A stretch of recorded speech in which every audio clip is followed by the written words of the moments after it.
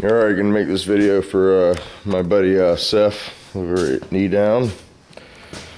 And Seth, I sent you one of these books, buddy. I don't think you've gotten your manual yet, but there's some really good information in here, and I always found that it's best to go by this, you know. Sometimes when it gets really cold, or you know, if it's extremely hot, or you run into some problems, you know, sometimes you think outside of the box, but this is usually a good place to start.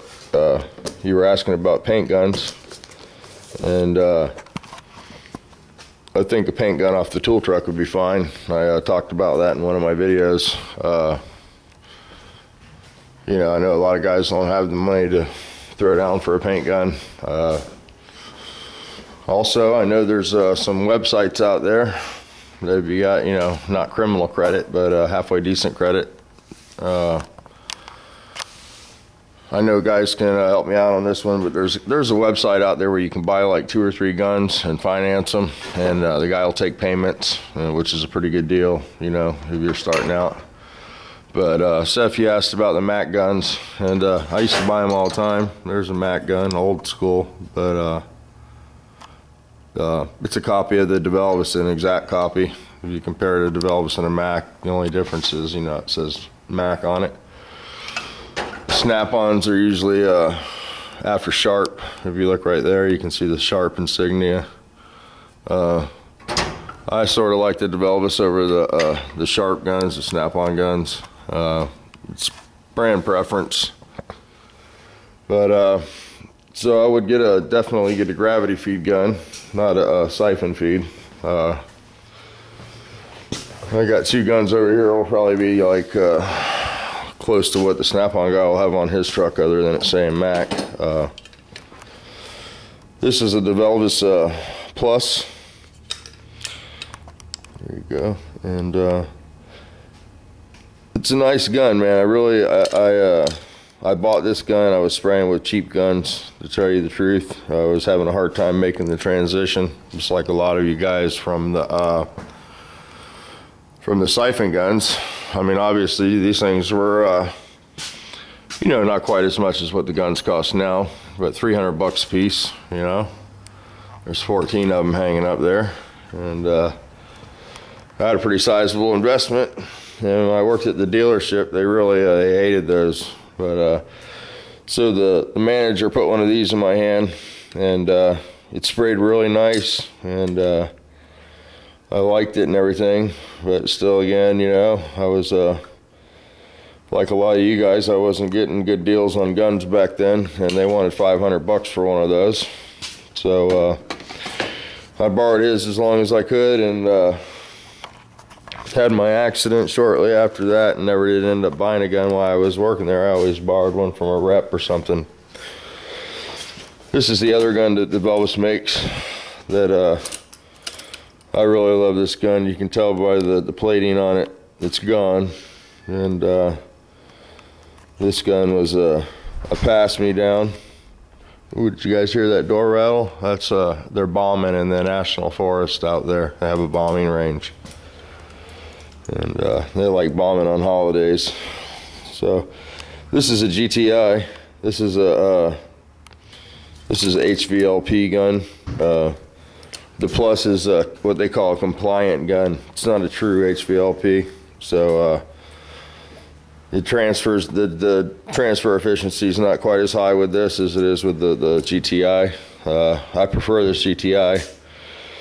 Now, you were asking about tip size, and very interesting. I complain about this gun all the time, and the story I was going to tell you was I went from a cheap gun to this Plus, and it sprayed really nice, you know, because naturally I was going from really, you know, the bottom of the line to the top of the line. And I sprayed a couple jobs with it, and they seemed to come out real nice, and I loaned the gun out, and it didn't seem to spray the same anymore. Now, I don't know, something happened when I loaned it out. It's fairly new. I really don't like it anymore since I got the GTI and the Sokola. You were asking if a millimeter can make a difference in the tips. I just looked at the tips, you know, because you were asking about it, and I really, you know, I pay attention when I buy it, but I wasn't in the best state of mind when I bought this gun, and I pulled it apart, and it's got a 1.3 tip, and I really don't like the 1.3. You really have to force the material on the car, it seems to me. You know, this gun does fine for base, but when you put anything like clear in it or a primer or a sealer, you know, it really struggles to get it out of the tip, and I'm assuming that's why. 1.3 is probably just way too small, you know, and on this gun, I've complained about it being a hoser, and when I looked at the tip on it, this has got a 1.5, and I usually spray it about 29, 27 pounds with this. This gun will spray base, it'll spray clear, it'll spray sealer, it'll spray primer. It's the all around, if your gun fails. I had my Sokola, it got some stuff in it, and I had to rinse this out. I primed with it, sealed with it, painted with it, and then I rinsed the paint out and cleared with it. And it pulled it off. Now this gun puts the material on a little too heavy for clear coat. You can get orange peel and some solvent pop issues. You really have to hammer it down. And it's okay for doing a side, but if you're doing a hood, when you hammer them like that, you know, your compressor's got a little water in it, it makes the whole job start stacking against you. The Sokola is a 1.4, and some of my other guns are 1.4, and they seem to be the sweet. That seems to be the sweet tip. Now this is your book that I was telling you you'll be getting, and this is your technical data reference manual. It'll have all your information. Whatever product you buy from me, it'll be in this book. Also, if you don't have this book and you have a product, you know, you can generally go online and get this information, and it's a great place to start because it gives you a reference point, and it sort of runs down what you're working with. Now, the products that you're going to be working with are the 2K sealer and the 30 clear and the MSB base. So we'll look at those products, and I'll show you the requirements that they have. We won't get into the stuff that you're not using. This is the MPP base. I just wanted to say, by the way, that your video that I watched today was probably some of your best work. Great video, man, and you really make a difference. So here's moving on from that. If you guys don't watch Seth's videos, it's a good way to start your day. This is the MPB. So this is a compatible substrates. This gives you all your sealers, you know, that they recommend you can go over. It'll tell you all your substrates that they recommend. It's going to give you your preparation for your surface. It'll give you all your VOC regulations, requirements. All your stuff is on this page.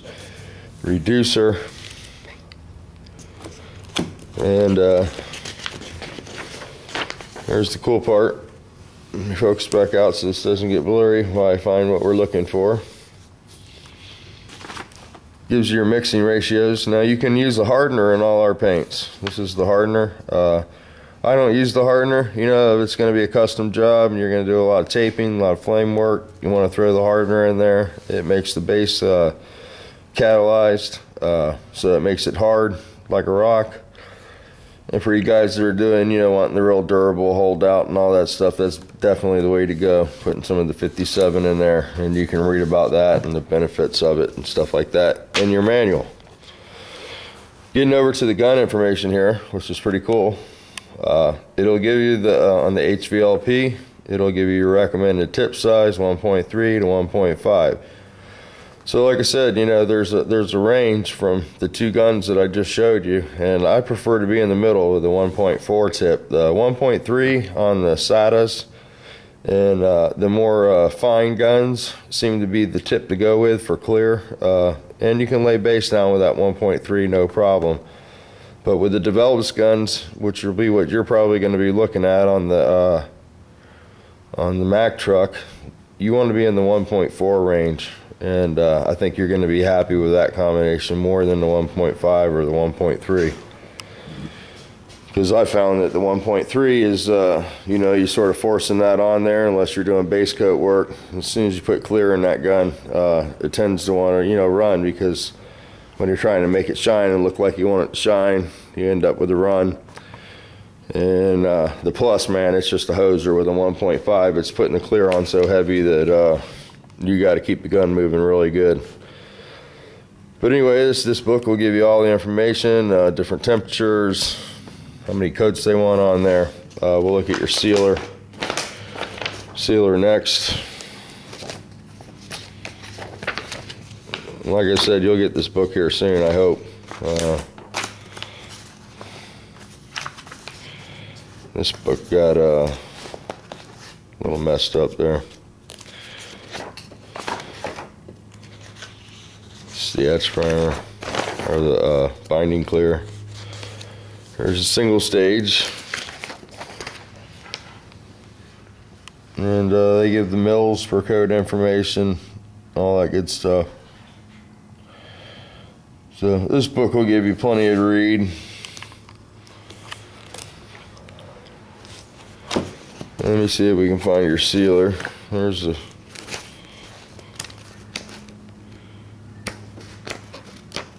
your clear. I know the sealer you can spray with a 1.4. Andrea might have taken my page out of here. She likes to do that to me. So,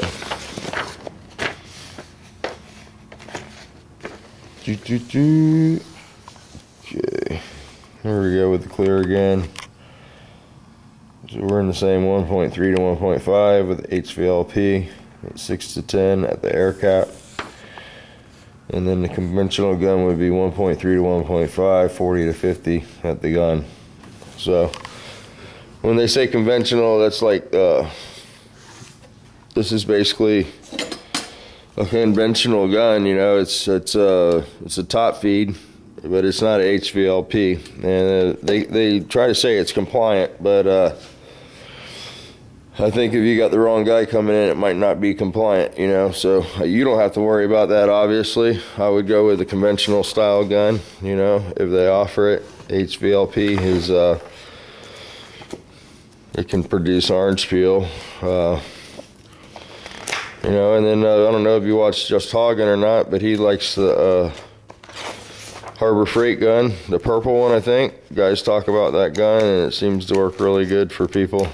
So I'm gonna have to go buy one of those guns just to try it. But here's the epoxy primer.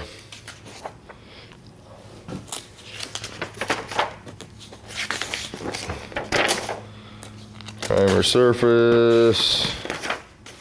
Yeah, it appears like my sealer page is missing out of here. So anyway, Seth, I hope that answers your question, and hopefully you'll get this book at the beginning of the week after the holiday. Oh, here we go. Here's the sealers. And we'll see. Gives the description.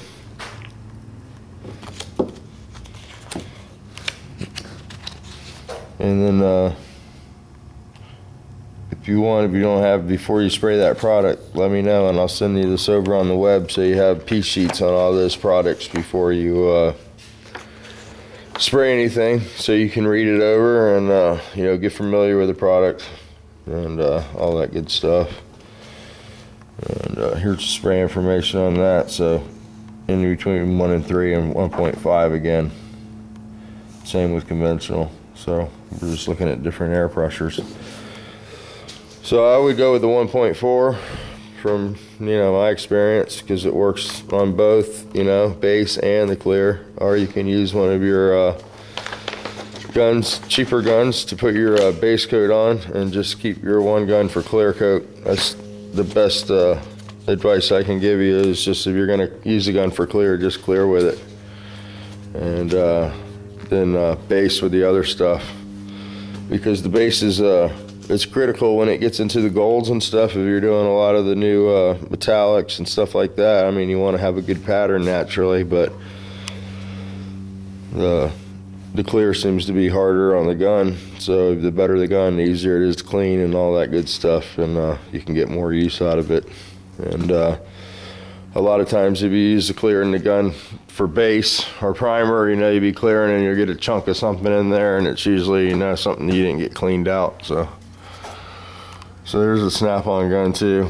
I got some of these in an auction. This is one of their newer guns, I guess, but it's still a sharp, you know. And I don't care for the sharp guns. I'm wondering if this is one of those Purple Harbor Freight guns that everybody raves about. I don't know. It's a Central Professional. So I don't know where the air cap is of this. I got like boxes of this stuff. I don't know why I kept just that part. But yeah, so I hope that answers some of your questions. And the powder coating thing, you know, the only thing I got to add to that is I've never been a real fan of powder coating, because I've always found that when it fails, there's rust under it every time. And then I've also found that Scooter, he's a huge fan of powder coating. He loves to get stuff powder coated because, you know, it's hard to get stuff painted. And they'll do the cylinder tins and stuff on the motor, all the sheet metal. And normally what happens is the fan housing stays really, really nice, and the cylinder tins, you know, after a few heat cycles, they want to yellow. And Seth brought a good point up. You know, I've never researched powder coating, but they don't recommend to get the clear real hot. And that could be why it fails on the cylinder tins. You know, cylinder head temperatures getting into the 400-degree range. It's probably, I don't know if you can reactivate powder coat or not. But anyway, I always like to paint stuff. So that's about it for that. Seth, I hope video wasn't too long. Hope you and the 2 thumb down guys enjoy it. And hope you get your book here soon. And really, I know you're in a hurry to do your mom's car, but I'd like you to get your book. It should be there within days. And that gets shipped right from Matrix. And read up on that book, or definitely go online, and when you get your products, go to the Matrix website and go ahead and pull up your individual products that you're going to use. And this doesn't have the website on it. I'll have to get a flyer for you, or, you know, Andrea can send you that stuff. But regardless, just review it before you spray it and get a little familiar with it. So that's where we're at. I guess we're gonna wrap a little chain on this and do a little redneck pull on there. Get the big hammer in there and go crazy. Hans is not feeling good today. Too much fun, him and Connor, yesterday on the boat. So that's where we're at. I was noticing on this, the rear body panel is pretty KO'd there too. So this will be fun. And we don't have any door gaps, so no door gap. It doesn't hit, but it's close, real close. So that means the whole car's tucked down. That's why it's bent right here.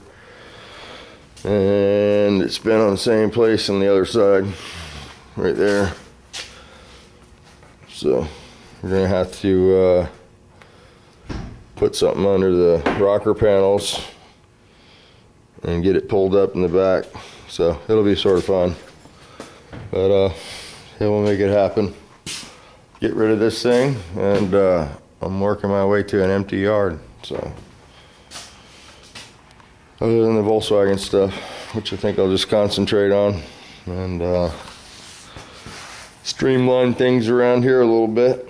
So got that shark primed yesterday, got a block sand it, and prime it a couple more times, I guess. I got pinholes everywhere there's not Bondo, so yeah, it's that feather fill stuff really doesn't impress me too much. I haven't tried really hammering it on there. that you can see. You just don't see this stuff until you prime it. And then all these little pores start opening up everywhere. So, where they at? Yeah, so. But at the top, where there's Bondo, looks good. You know, everywhere there was Bondo looks pretty decent. And everywhere there wasn't Bondo, there's a pinhole. So yeah, back to that. Took a break from that. There's way more labor than it's worth there, you know. So, yep. So there we got the yard cleaned up a little bit. I'm gonna put two Volkswagens in that hole right there and put a fence across there. Yep.